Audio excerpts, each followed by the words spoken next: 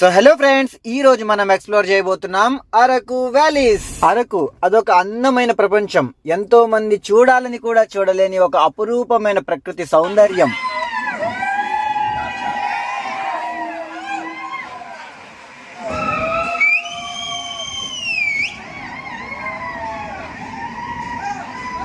ప్రకృతి తన ఒడిలో దాచుకున్న ఎన్నో అందాలను దాటుకుంటూ జరిగే ఒక అందమైన ప్రయాణం.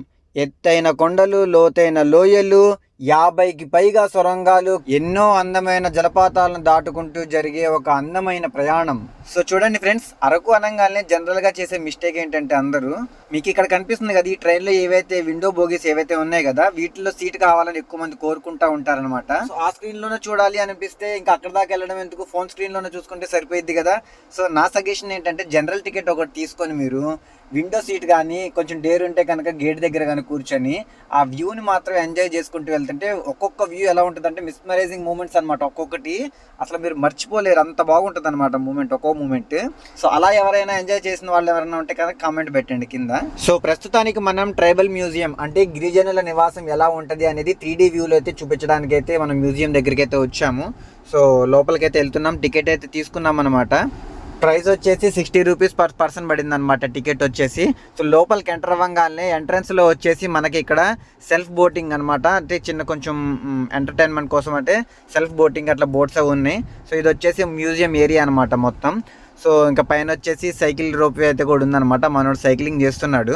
సో సైక్లింగ్ అయిపోయిన తర్వాత మనం అయితే మ్యూజియం దగ్గరికి అయితే వెళ్తున్నాం. సో చూస్తున్నారు కదా, దట్టమైన అడవి అనమాట. అరకు మొత్తం దట్టంగా ఉండిద్ది అనమాట, చాలా దట్టంగా. సో మీకు ఇక్కడ మ్యూజియంలో వచ్చేసి ప్రతి చోటను ఇలా స్కల్ప్చర్స్ అయితే పెట్టుంటాయి అనమాట, ఫొటోస్ దిగడానికి కోసం అయితే. సో మనోడైతే ఫోటో వాళ్ళతో పాటు దిగాడు, మొత్తం వాళ్ళలోనే కలిసిపోయాడు పూర్తిగా. సో ఇక్కడ నుంచి కొంచెం పక్కన చూసినట్టయితే మనం జీరో కళ్ళు అంటే ఈ రోజుల్లో మనం వైన్స్ తాగుతూ ఉంటాం కదా. సో గిరిజనులు ఏంటంటే చెట్టు నుంచి కళ్ళు తీసుకొని తాగుతారనమాట. సో వాళ్ళకి అదే మందు. సో ఇది వచ్చేసి పాము పుట్ట, మీ అందరికి తెలిసిందే. సో చూస్తున్నారు కదా, అడవి అనేది ఎంత దట్టంగా ఉందంటే సూర్యుడి కిరణాలు కూడా భూమి మీద పడట్లేదు అనమాట, అంత దట్టమైన అడవి అనమాట. సో కింద నుంచి చూస్తుంటేనేమో మామూలుగా ఉంటుంది, కానీ పైన మొత్తం చాలా గుబురుగా అయితే ఉంటుంది. మీరు స్క్రీన్ మీద గమనించవచ్చు, స్క్రీన్ బ్లింక్ అవుతా ఉందన్నమాట. రేస్ కెమెరా మీద పడ్డప్పుడల్లా స్క్రీన్ బ్లింక్ అవుతా ఉందన్నమాట. సో ఇంకా చూస్తున్నారు కదా, ఇది వచ్చేసి పూర్వకాలం తాటిపాక అంటే మన గుడిసెల టైప్ అనమాట. ఇంకా మ్యూజియం అన్నా కదా, 3D వ్యూ వచ్చేసి ఉంటుందన్నమాట. మన గిరిజనులు ఎలా ఉంటారు అనేది పూర్తిగా అందులో మ్యూజియంలో మనకైతే 3D వ్యూస్ చూపించడానికి అయితే ఉంటుందన్నమాట. ఇది వచ్చేసి వాళ్ళ సిగ్నేచర్ కావచ్చు నాకు తెలిసినంత వరకు అయితే. సో మనం మ్యూజియం లోకి అయితే ఎంట్రీ అవుతున్నాము. అబ్బా, 3D పెయింట్స్ అయితే ఏమన్నా వేసారు ఫ్రెండ్స్, రియల్ గా ఉన్నట్టే ఉంది మొత్తం వచ్చేసి. సో ఫ్రంట్ ఏమో బొమ్మలు ఉన్నాయి, బ్యాక్ సైడ్ వచ్చేసి పెయింట్ అనమాట. సో ఇది వచ్చేసి మన గిరిజనులు వేట కోసం వెళ్తున్నారనమాట. ఆయుధాలు తయారు చేసుకొని వాళ్ళే వేట చేసుకొని వస్తారనమాట. సో ఇక్కడ చూసినట్టయితే వాళ్ళ సాంప్రదాయాలు ఎలా ఉంటాయంటే, ఫస్ట్ ఎవరైతే వేట చేస్తారో వాళ్ళే ఎదురు నుంచి నడుస్తూ ఉంటారనమాట. ఇంకా ముందు వెనకాల వచ్చేసి డప్పు కొట్టుకుంటే అయితే దేన్నైతే వేట చేసుకొని వస్తారో దాన్ని తీసుకొని వస్తారు. ఇంకా వండుకున్న తర్వాత వాళ్ళు డిస్ట్రిబ్యూషన్ అనేది తనే చేస్తాడనమాట అందరికి. ఇదిగోండి కింద కూడా మీరు గమనించవచ్చు, కింద దేని కొమ్ములు పెట్టున్నాయి అనేది కింద రాసి పెట్టారనమాట ఒక్కో దాని మీద. ఇంకా పక్కన చూసినట్టయితే గిరిజనుల నివాసం ఇంకా వాళ్ళు పద్ధతులు చూపిస్తున్నారు అనమాట. ఈ ఫ్రంట్ వచ్చేసి ఒరిజినల్ హౌస్, బ్యాక్ సైడ్ అంతా పెయింట్ అనమాట. సో చూడండి, పచ్చని కొండలతో మంచి చిన్న గుడిసెలు వేసుకొని మట్టి ఇళ్ళు. ఇంకొచ్చేసి ఈ రోజుల్లో అంటే ధాన్యం పొట్టు తీయడానికి మిషన్లు ఉన్నాయి. పూర్వకాలం అయితే ఇగో దంపుడు కర్రలతో అయితే ఇలా తీస్తారనమాట, పొట్టు దంచి తీస్తారు. సో మూసలు అంటారనమాట, రోకలి బండ అంటారు కదా, సో అది. సో ఇంకొంచెం పక్కన చూసినట్టయితే ఇంకా వ్యవసాయ పద్ధతి కావచ్చు, ఇంకా మత్స్యకారులు ఎలాగా అప్పట్లో చేపలు ఎలా పట్టేవారు, వివిధ రకాల సామాన్లు ఉన్నాయి అక్కడైతే, అవి చూడండి. సో ఇంకా కొంచెం పక్కన చూసినట్టయితే ఇంకా నివసించే విధానం, అన్నీ చిన్న గుడిసెలు ఉంటాయి అన్నమాట, మట్టితో తయారు చేసినవి. సో ఫ్రంట్ వచ్చేసి నార్మల్ నిజంగా తయారు చేసిన ఇల్లు, బ్యాక్ సైడ్ అంతా పెయింట్ అనమాట. చూస్తున్నారు కదా, అన్ని మట్టి పాత్రలతో వండుకునే వాళ్ళు పూర్వకాలం. సో అందుకోసం గాను అంత బలిష్టంగా ఉండే వాళ్ళందరూ. ఎక్కడ కూడా స్టీల్ గిన్నెలు ఏమి కనిపించావు మీకు, అన్ని వెదురు బొంగు తయారు చేసిన బుట్టలు కావచ్చు, ఇవే కనిపిస్తూ ఉంటాయి.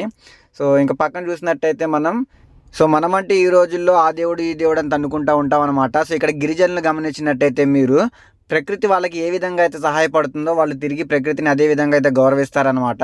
సో అన్నిటికంటే మొట్టమొదట మనకు మొదలయ్యేది సూర్యుడితోనే. సో సూర్యుడు ఉదయించగానే సో గిరిజనులు ఏంటంటే పొద్దున్నే ఇంకా కంటికి కనపడే దైవం అతనే కాబట్టి సో సూర్యుడికి ఇలా నమస్కరిస్తారనమాట.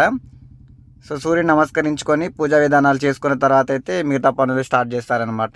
సో ఇంకొంచెం పక్కన చూసినట్టయితే ఇక్కడ గమనిస్తున్నారు కదా మీరు, వివిధ రకాల పాత్రలు అంటే ఇంకా ఫుడ్ పోట్స్ కావచ్చు, లేకపోతే ర్యాట్ ట్రాప్స్ కావచ్చు, ఇవన్నీ ఎట్లా తయారు చేసే పూర్వకాలం ఎలా వాడుకునేవారు అనేవన్నీ ఇక్కడ ఇందులో పెట్టున్నాయి అన్నమాట.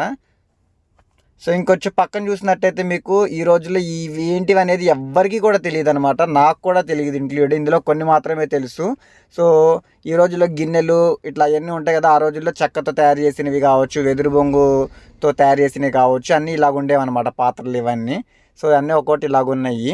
సో ఇంకొంచెం పక్కన చూసినట్టయితే ఒకరినొకరు ఎలా గౌరవించుకుంటారు అనేది కూడా ఇక్కడ చూపిస్తున్నారనమాట. చాలా పద్ధతిగా సాంప్రదాయంగా ఉందన్నమాట ఒక్కోటి వచ్చేసి. సో ప్రతిదీ దాంట్లో ఒకటి గమనించండి, అన్ని మట్టి ఇళ్ళే అనమాట. సో అమ్మ వచ్చేసి ఇక్కడ రాగి ముద్ద తయారు చేస్తుంది. ఇంకా మీరు వెనకాల గమనించినట్టయితే చూడండి, కూర్చొని అంత చక్కగా ముచ్చట్లు వేస్తున్నారు. సో మనం అంటే ఈరోజు మొబైల్స్లో మునిగిపోయాము, ఎవరిని పట్టించుకోవట్లేదు కూడా. ఇంకా మీరు ఇక్కడ చూసినట్టయితే ఇంకా వివిధ రకాల విన్యాసాలు అంటే ఒక వెనకాల చూడండి డప్పు వాయిస్తున్నారు, డ్యాన్సులు వేస్తున్నారు. వీళ్ళ డ్యాన్సులు చూడండి ఎంత బాగున్నాయి అనేది. మంట పెట్టేసి దాని చుట్టూ తిరుగుతూ డ్యాన్స్ వేయడం అనేది చాలా వివిధ రకాల వాయిద్యాలతో రకరకాల సంగీతాలతో చాలా బాగా అయితే డ్యాన్స్ వేస్తారనమాట.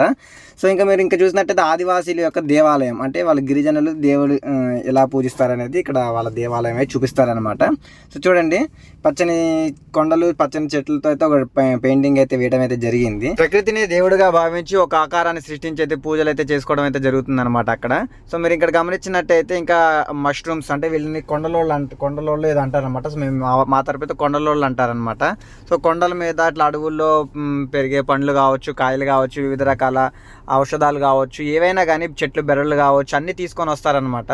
తీసుకొని వచ్చి ఇక్కడ సంతలాగా ఉంటుంది, దాంట్లో పెట్టి అమ్ముతారు. సో చూస్తున్నారు తేనెపట్టు తీసే వాళ్ళు కూడా ఉంటారు. ఇలాగ వివిధ రకాల పళ్ళు అనమాట. ఈ చాలా రకాల పళ్ళు అయితే ఈ రోజుల్లో ఎవరికి తెలియని కూడా తెలియదు. కింద చూపిస్తున్నారు చూడండి, పుట్టగొడుగులు అని, ఇట్లా కొండ సీతాఫలాలని, కుంకుడుకాయలని, ఇట్లా చాలా రకాల కాయలు ఉన్నాయి. నాకు కూడా తెలియదు కొన్ని అందులో.